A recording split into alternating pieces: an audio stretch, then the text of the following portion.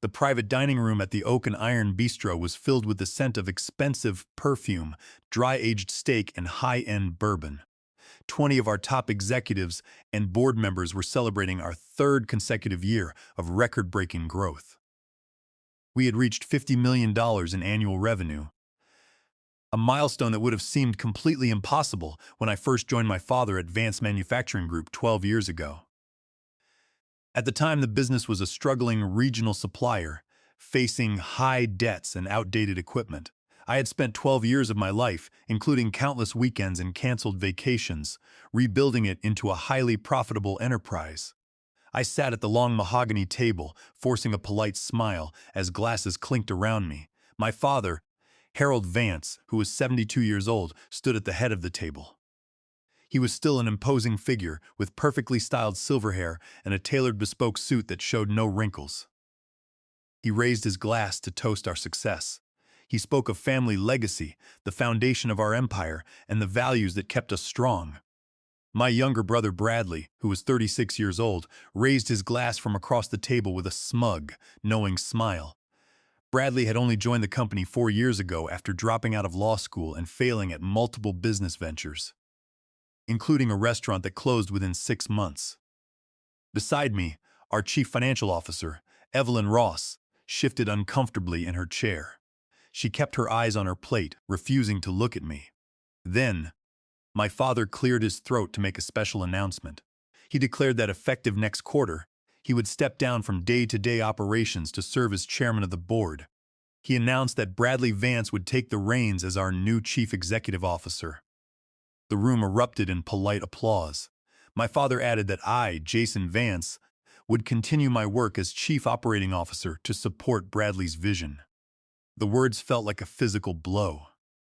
I managed to maintain my composure, raising my glass mechanically and offering congratulations to my brother. After the dinner ended, my father summoned me to an adjoining private meeting room. The door clicked shut, cutting off the noise of the celebration. He told me that Bradley had the natural charisma and networking skills the company needed to grow, whereas I was only good at managing spreadsheets and technical operations. He dismissed my 12 years of sacrifice, during which I had automated our production systems and reduced manufacturing costs by 22%. He told me to stop treating this as a childhood competition and to support my brother. I left the restaurant and drove directly to our quiet corporate headquarters in the middle of the night. Sitting at my desk in the dim emergency lighting, I opened my laptop and began reviewing documents I had prepared months ago in a secure folder. I sent a short message to Evelyn Ross, asking her to meet me for breakfast at 7 the next morning because it was time to activate our contingency plans. The betrayal was sharp, but my mind was already turning cold and analytical. I had not spent 12 years building this company to watch it be handed to an inexperienced sibling who had never worked a 12-hour shift in his entire life. The lights of the empty factory floor below flickered through the window, a silent testament to the automated systems I had designed and installed myself. Those systems ran on custom code that I personally owned, a legal detail my father had completely ignored. I shut my laptop, grabbed my coat, and walked out into the cool night air, ready for the storm that was about to break. As I walked down the empty hallways, I remembered the days when VMG was on the verge of bankruptcy. I had worked 18-hour days, sleeping on a cot in the corner of the development room, to install our first automated assembly line. My father had praised my dedication then, calling me his natural successor. But now, it was clear that my efforts had only served to build a throne for his favorite child. Bradley had always been the golden son who could do no wrong in our father's eyes, despite his history of failures and lack of discipline. He was given a vice president title with a high salary immediately upon joining, while I had to earn every dollar through measurable results. Now, Bradley was inheriting the fruits of my labor without understanding a single line of the software code that kept the machinery running. The injustice was staggering, but I knew that anger would not help me. I needed a clear, calculated strategy to protect my work and my future. My father believed that business was purely about country club handshakes and public speeches, but I knew that modern manufacturing relied on digital infrastructure. The next morning would be the first step in showing them the true value of what I had created. I drove through the empty streets, feeling a sense of absolute clarity. The company that my grandfather had founded and my father had expanded was no longer a place of merit. It had become a playground for favoritism. If my father wanted to run the business based on relationships and bloodlines rather than performance, he would have to do it without the technical foundation that kept VMG afloat. I parked my car in my driveway, went inside my dark house, and slept for a few hours. The morning sun would bring the beginning of a new chapter, one where I was no longer seeking approval from a father who could not see my worth. At 7 o'clock the next morning, I met Evelyn Ross at a small, quiet cafe on the edge of the industrial district. Evelyn was already waiting in our usual corner booth, with 2 steaming cups of black coffee and a thick manila folder bearing the logo of Doyle and Partners, our outside legal counsel. Evelyn looked tired, but her eyes were sharp. She told me she had spent the previous evening reviewing VMG's corporate records after learning about the board's sudden decision. She handed me a document containing the original agreement I had signed 12 years ago when I first joined the company. In those early days, VMG could not afford to pay me a market salary. In exchange for my below-market compensation, I had insisted on keeping personal ownership of the software and architectural designs of the automation system I'd developed. That system, which we called Vanguard OS, was the digital brain running every machine on our assembly line. It was a real-time Unix-based platform written in C++ that controlled the programmable logic controllers on the factory floor. Optimized for low-latency message passing, the agreement stated that VMG only held a conditional, non-exclusive enterprise license to use Vanguard OS. Crucially, the license was revocable. Under Clause 14 of the contract, if the company underwent a major leadership transition, such as the appointment of a new chief executive officer, without the written consent of the intellectual property owner, the license could be terminated with a written notice of 30 days. Because my father had kept the succession plan a secret, he had never requested my consent, meaning the 30-day countdown would begin the moment I filed my formal resignation. Evelyn then pulled out another document, which was a registered share certificate from 5 years ago. On my 10th anniversary, the board had quietly registered a 5% equity stake in my name, though my father had never actually handed me the physical certificate. Evelyn explained that this minority shareholding gave me significant rights under state law, including the right to audit the company's financial records and attend all board meetings. This was a powerful tool that would prevent my father from simply erasing my presence. Furthermore, Evelyn confirmed that my father and Bradley had been working with an executive transition coach for 10 months, planning this succession behind my back while I was working 70-hour weeks to close our largest international supplier deals.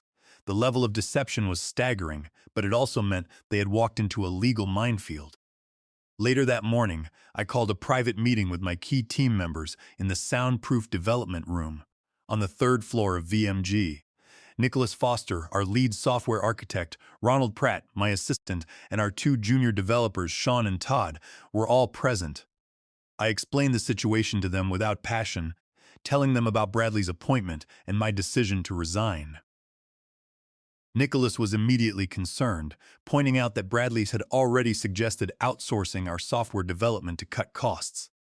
Nicholas explained that Bradley's plan to outsource would introduce severe security flaws and communication lag, disrupting the synchronization between the high-speed sorting arms and the image recognition scanners.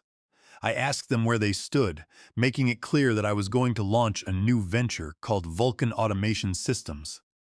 I told them I would not ask them to break any contracts, but that Vulcan would need talented individuals to build advanced automation platforms for other manufacturing firms.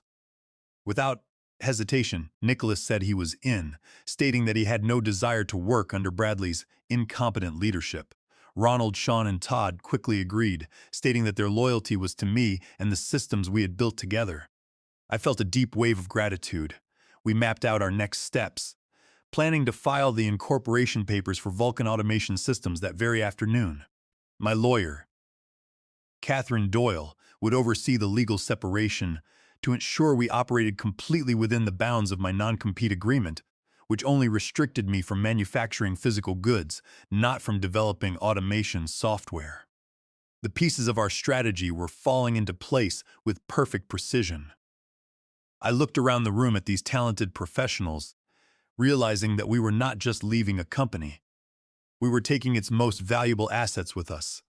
Nicholas and his team had written every line of the integration code, and Ronald had managed every operational detail of our client deployments. Evelyn would handle our financial structure, ensuring that our new corporate entity was well capitalized and legally insulated. We spent the next hour drafting the framework of Vulcan's operational plan, identifying the key tasks that needed to be completed before the public announcement of the leadership change. We had to act quickly and quietly, maintaining our daily routines at VMG while preparing for our departure. My father and Bradley were so consumed with preparing for the press release and scheduling celebratory golf meetings that they paid no attention to our activities. They assumed that I would quietly accept the demotion and continue to run the factory floor, shielding Bradley from the operational realities of the business. They did not realize that the foundation they stood upon was about to dissolve. As the meeting concluded, I felt a surge of energy. For years, I had carried the burden of VMG's legacy, constantly compromising to keep my father happy.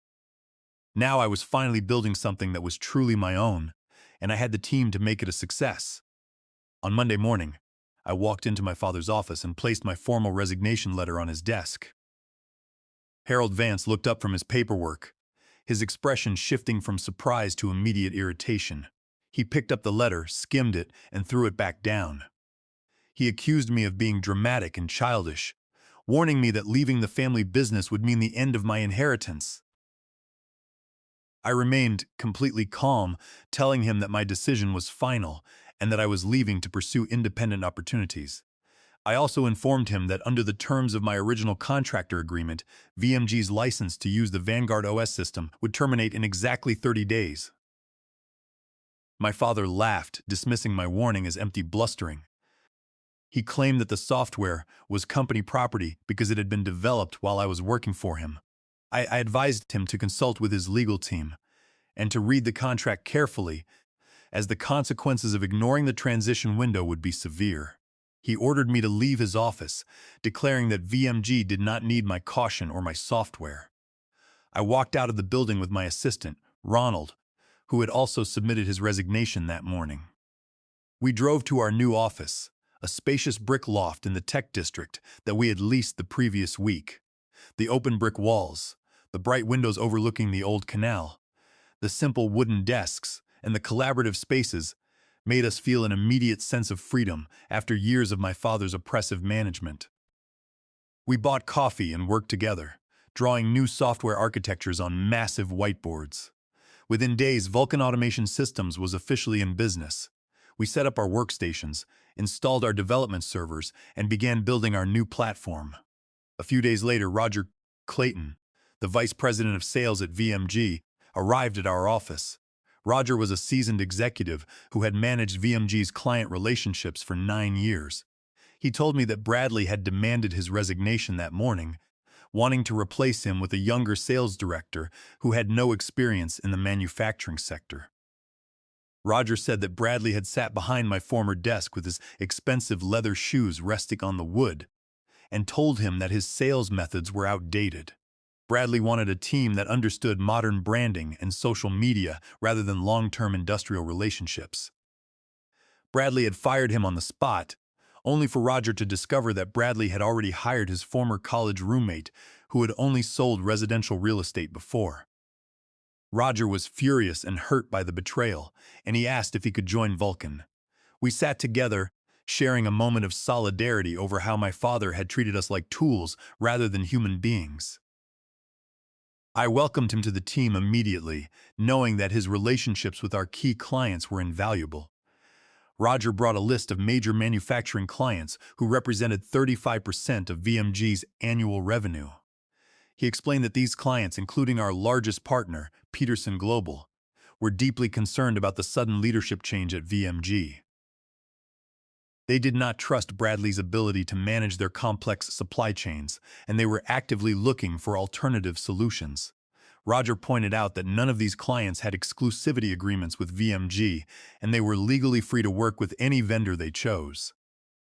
Furthermore, because I had personal consulting contracts with these clients, to oversee their system integrations, I had a legitimate channel to communicate with them without violating my non-compete clause. The CEO of Peterson Global, Frederick Peterson, had immediately realized VMG was heading for a disaster under Bradley's direction. He knew that the only reason Peterson Global had stayed with VMG was the absolute reliability of the automation systems I had developed. Roger contacted the executive team at Peterson Global, informing them that he and I had launched Vulcan Automation Systems. Within 48 hours, Frederick Peterson reached out to request a demonstration of our new automation platform. The news of our rapid progress spread quickly through the industry grapevine, creating a sense of excitement and curiosity. Bradley had sent a company-wide email filled with corporate buzzwords like synergy, digital-first paradigms, and global positioning, while ignoring the fact that the entire technical department was whispering about the resignations. I knew that my father and Bradley would soon realize the magnitude of their mistake, but they were currently too busy attempting to manage VMG's daily operations without my team. Bradley was already struggling to answer technical questions from our suppliers, and he had instituted daily reporting requirements that were frustrating the remaining staff. The culture of collaboration that I had built was being replaced by a rigid hierarchy of suspicion. We focused all our energy on preparing for the upcoming demonstration with Peterson Global, knowing that securing their business would establish Vulcan as a major competitor. Nicholas and his developers worked late into the night, refining the software and ensuring that the demonstration environment was flawless. We were not just offering a replacement for VMG's system. We were introducing a next-generation platform that would revolutionize automated manufacturing. The 30-day countdown was ticking, and VMG was running out of time. The day of the Peterson Global presentation arrived, and our conference room was prepared to showcase the future of automation. Frederick Peterson, the chief executive officer, and Charles Peterson, the general counsel, arrived with 4 of their senior operational directors. We began the meeting with a presentation of Vulcan's new platform, highlighting the advanced predictive maintenance features and real-time supply chain integration that I had developed. Nicholas Foster demonstrated the software, showing how the system could automatically adjust assembly line speeds to prevent machinery wear and predict component failures before they occurred. During the demonstration, Nicholas simulated a mechanical bearing failure on a virtual assembly line. The system immediately throttled the speed and sent a precise alert, showing exactly which replacement parts were needed. Nicholas explained in detail how the database clustering and transaction locking work, ensuring that database locks do not cause performance bottlenecks under peak manufacturing loads. The technical team from Peterson Global was visibly impressed, asking detailed questions about security protocols and integration timelines. Charles Peterson spent an extra half hour reviewing the licensing agreement's transition clauses with my lawyer, Catherine Doyle, which clearly demonstrated that Vulcan held sole ownership of the intellectual property and that VMG's usage rights would expire in less than 2 weeks. Catherine Doyle's legal package showed that the intellectual property was clean and VMG's license was revocable. Frederick Peterson smiled, observing that VMG's leadership change had created an unexpected opportunity for both of our companies. During our lunch, Frederick told me that VMG's board was filled with my father's golf partners who knew nothing about manufacturing, and that Peterson Global would have pulled their business months ago if I had not been running operations. He agreed to sign a major contract with Vulcan Automation Systems, transitioning all their automation management to our platform while maintaining their physical manufacturing contracts with VMG for now to avoid operational disruptions. Frederick said they could not afford a single day of downtime since their contract with the automotive plants requires 99% uptime. If Bradley overrode those systems, VMG would collapse, and Peterson Global would be dragged down with them. This contract alone secured Vulcan's financial stability, ensuring that our new venture was highly profitable from its first month of operation. Meanwhile, the situation at VMG was rapidly deteriorating. Bradley, desperate to prove that he could increase profitability without my assistance, ordered the factory managers to override the system parameters and increase conveyor belt speeds by 40%.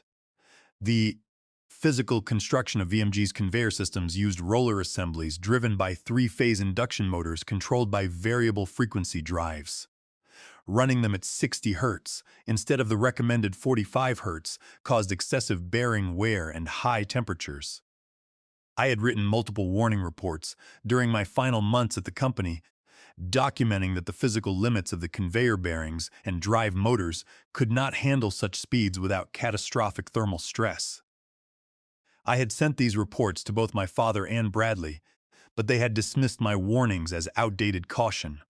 Without our safety protocols running in the background, the physical machinery at VMG's primary distribution center in Chicago began to wear down rapidly under the intense vibration.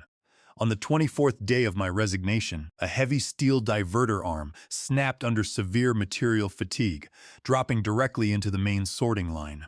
Because Bradley had bypassed the safety sensors that would have automatically shut down the conveyor. The high-voltage motors kept running, violently crushing thousands of packages against the jammed machinery. The pileup caused massive destruction, ruining expensive consumer electronics and medical supplies, and causing over $2 million in direct cargo damage. The factory floor was filled with the sound of metal tearing, alarms blaring, and workers shouting as packages were crushed.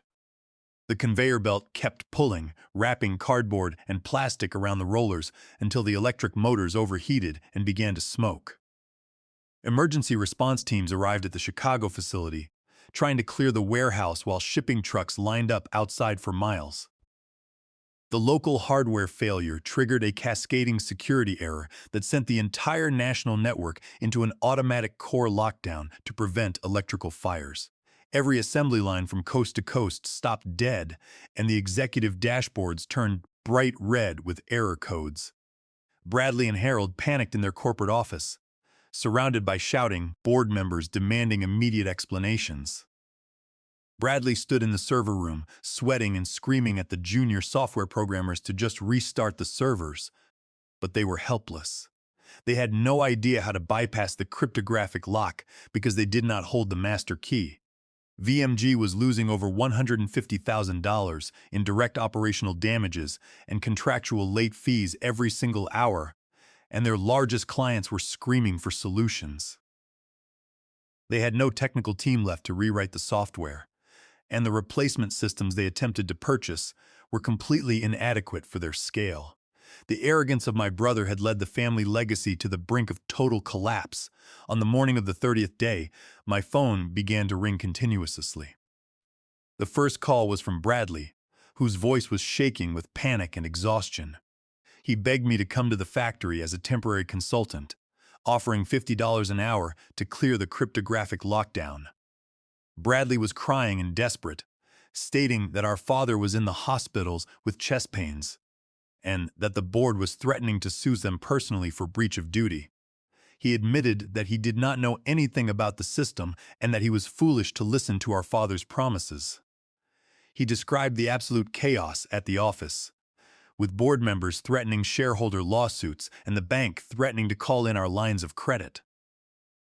I was sympathetic about my father's health, but stood firm on the business, reminding him that he had declared my work obsolete and that my engineering consulting rates were far higher than his insulting proposal. 10 minutes later, my father called from his hospital room, shouting that I was engaging in corporate sabotage and threatening to file a multi-million-dollar lawsuit that would ruin me. He tried to sound powerful, accusing me of disloyalty and calling me a traitor to the family name. I calmly told him that loyalty was a two-way street, that the disaster was the direct result of Bradley bypassing my safety warnings, and that VMG's license to use the Vanguard OS system had officially expired at midnight. My lawyer, Catherine Doyle, delivered a formal cease and desist notice to the VMG Board of Directors, citing direct willful copyright infringement under Title 17 of the United States Code, Section 106, and patent infringement under the Title 35 of the United States Code, Section 271. Catherine explained to the board's legal team that continuing to run the system without a license would expose the company to statutory damages of up to $150,000 per infringement under Title 17 of the United States Code, Section 504. Furthermore, Catherine discovered that Harold and Bradley had attempted to forge my signature on a retroactive intellectual property assignment to show the bank that VMG owned the software. They had forged my signature on an agreement dated 2 years ago, attempting to show that I had transferred all rights of Vanguard OS to VMG in exchange for the 5% equity. Catherine's forensic expert proved that the signature was a digital copy from an old payroll document, a clear violation of California Penal Code Section 470, rendering the document void ab initio. Catherine notified the board that forgery of a signature on a corporate contract is a felony punishable by imprisonment, and that continuing to rely on it was a crime. VMG's corporate attorney immediately advised the board that continuing to rely on this forged document was a federal crime. The board of directors immediately called an emergency meeting. Exercising my rights as a 5% minority shareholder, I attended the virtual conference with my legal counsel. The board members were horrified when I displayed the paper trail of my warnings, the original licensing agreement, and the evidence of the forged signature. The board chairman, a stern man named Lawrence Pendleton, led the call. The board was furious. Without hesitation, the board voted unanimously to terminate Harold and Bradley for gross breach of fiduciary duty, stripping them of all stock options. They were immediately escorted off corporate property by security guards. Lawrence Pendleton apologized for my treatment and offered me the position of Chief Technology Officer with an annual salary of $1 million. I politely declined, explaining that my future was with Vulcan. VMG agreed to pay Vulcan an immediate settlement of $8 million for the unauthorized commercial use of my patents and signed a new licensing contract that paid us a 12% annual royalty on all system operations. The settlement was signed, and within 24 hours, VMG paid Vulcan the $8 million.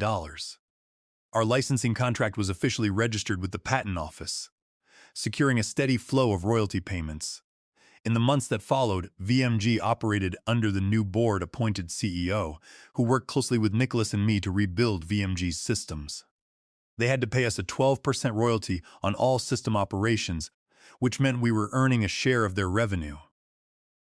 Bradley was forced to find a mid-level position at a local distribution center, where he could no longer hide his incompetence behind our father's influence.